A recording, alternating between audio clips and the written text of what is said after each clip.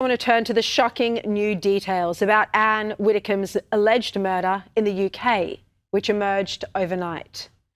The 78-year-old former British MP, who'd become a national treasure, was at home alone and had just finished doing a television interview. She was eating lunch just after midday when there was an intruder. 28-year-old Joshua Kerry is alleged to have driven more than 340 kilometres from his home to carry out this attack. He allegedly entered through an open door near her kitchen, allegedly struck her in the head with a hammer 21 times, stole her wallet and left. He was in the house for just 2 minutes.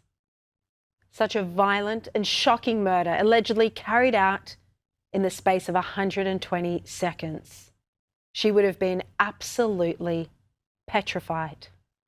We heard that on the day of her death, Anne Widdecombe was meant to have appeared on an online interview with Channel 5, but of course producers then didn't hear from her, so they then contacted her assistant, who then got in touch with her gardener, who was asked to go and check on her. That then happened the next day on the 9th of July, and her gardener found Anne Widdecombe lying face down in her kitchen with serious head injuries.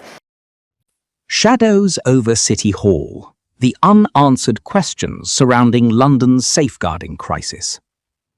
There comes a moment in the life of a capital city when polite political posturing must step aside for cold, unyielding reality. For years, the official line radiating from the corridors of London power was comforting, polished, and remarkably consistent. We were reassured time and again that the terrifying phenomenon of organised exploitation networks, those predatory groups that fractured communities across northern towns, was somehow fundamentally different in London, or simply absent altogether. But as the National Independent Inquiry turns its piercing spotlight directly onto the streets of Greater London, that comfortable narrative is beginning to look exceedingly thin at the edges. Welcome to Britain Underneath, where we strip away the polished media briefings and examine the uncomfortable truths buried beneath the surface of modern Britain. If you value incisive, uncompromising, and deeply researched political analysis that refuses to look away, do take a brief second to subscribe to Britain Underneath right now.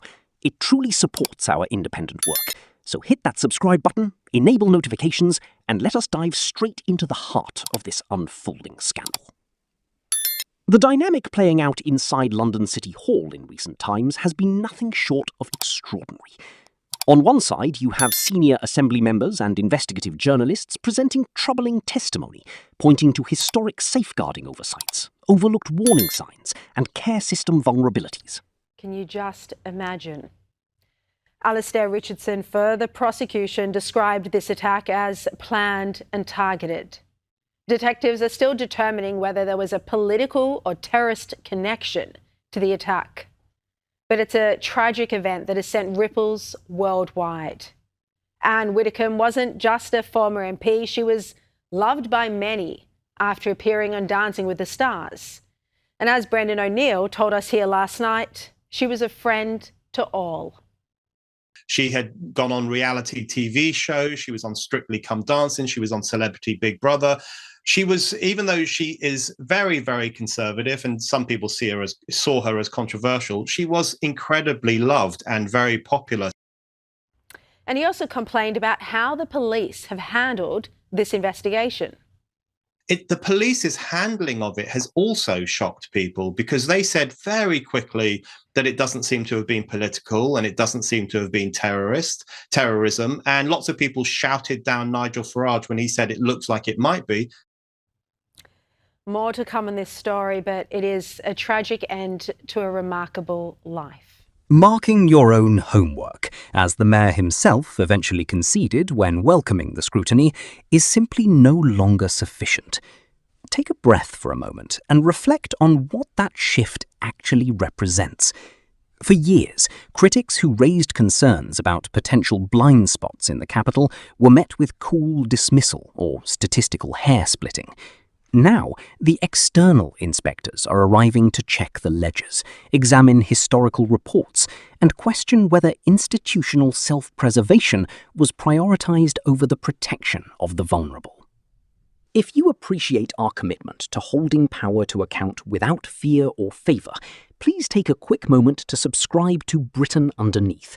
Your subscription is the lifeblood of this channel and allows us to keep digging where others prefer to tread. And as a man light. accused of her murder made his first court appearance, now warning that this report might contain content that viewers and listeners find distressing. We're joined in the studio by our Home and Security editor, Mark White, for more detail on this. Mark, we're hearing more about what actually happened to Anne. Emily, it is deeply distressing. It's the first court appearance of 28-year-old Joshua Carey, who has been charged with the murder of Anne Widdecombe. Prosecutors have been outlining the case at this first magistrates' court hearing.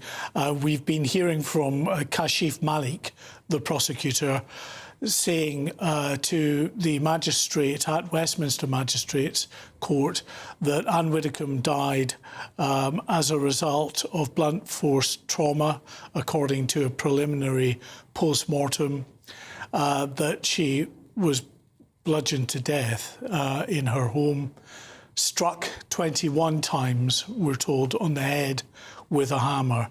An absolutely awful, awful way to die.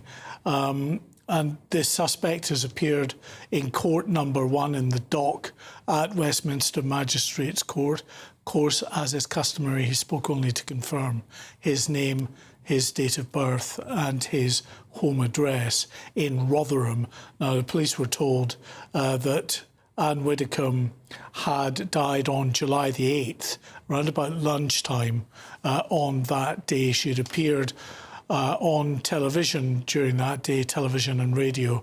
She was due to appear again in a broadcast interview later that day, but didn't. And her body was discovered the following day on the 9th of July. Now, this suspect, Joshua Carey, was arrested at his home address in Rotherham on the Saturday in the evening, around about 9 o'clock in the evening, in an operation involving counter-terrorism officers. Well, he is facing 1 count of murder. He has been remanded back into custody. We're told that he will appear at the Central Criminal Court in London, the Old Bailey, this afternoon, Emily. Well, some shocking details coming to light there. Thank you very much indeed, Mark White, and apologies if some of that was distressing, of course. Mark White there, our Home and Security editor, bringing us the latest on the Widdecombe murder charge. Second, I want to take you a very important topic, Anne Widdecombe update. Taylor, Assistant Commissioner and the Head of National Counter-Terrorism Policing. I'd like to start by offering my deepest condolences to the family of Anne Widdecombe and to everyone who knew and loved her. The impact she had on political life in this country has been clear to see since her death on the 8th of July. I hope some of the tributes paid over the last week have been of comfort to her family, who are also being supported by our specialist family liaison officers. Earlier today, detectives from Counter-Terrorism Policing were informed that following a submission of evidence to the Crown Prosecution Service, charges have now been authorised. We have charged Joshua Carey, a 28-year-old British national of Burley Road, Rotherham, South Yorkshire, with her murder. He is still in custody and will appear at Westminster Magistrates Court tomorrow morning for his first hearing. It remains the case that we are not looking for anyone else in connection with this incident. I know there has been significant interest in this case, and rightly so. I want to make it very clear that our investigation into this individual, determining his motivations and any wider activity he may have been involved in, is continuing. Given Anne Widdecombe's profile and the targeted nature of the attack, determining the motivation, including any possible political motivation, remains an active avenue of investigation for our detectives. And as with all murder investigations, understanding the why is a key part of our inquiries. This has been and remains a particularly intensive and complex investigation. Over the last week, our teams have gathered a huge amount of information, leading to over 800 lines of inquiry. Each of those needs assessing carefully and thoroughly, and I ask that we are given the time to do that. Should counter-terrorism policing identify any further offences, we will liaise with the Crown Prosecution Service and submit evidence where appropriate. As always, to ensure the best outcome for victims and their families, we must do this right, not just quickly. And I reiterate my ask for the support of the public in this. I know many have been understandably concerned about their own safety after this horrendous attack, particularly after hearing about the nature of the attack she endured in her own home. We're working closely with the Speaker of the House and the relevant authorities to ensure elected officials are aware of what we have in place to protect them.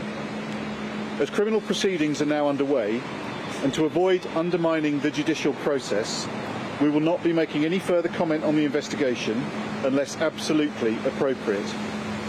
I would like to thank the public, the media, and those right across the political spectrum for their engagement and support whilst we progress this challenging investigation. I ask for patience as our teams do their work. Thank you for your support.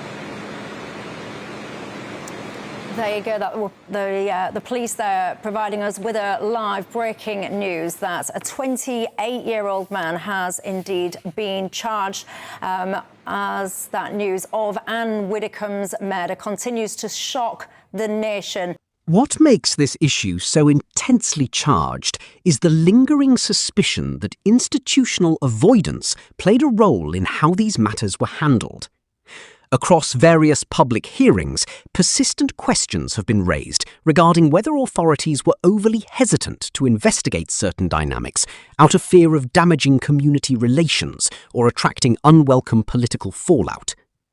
While the Mayor firmly rejects any suggestion of complacency, stating that the Met Police have actively checked for cross-country patterns, the sheer volume of whistleblowing claims and investigative journalism pieces suggests a significant gap between official assurances and grassroots reality. When local authorities and police forces insist there is no evidence of a problem, one must always ask the fundamental question: is there truly no evidence, or have they simply not been looking in the right places with the right level of determination?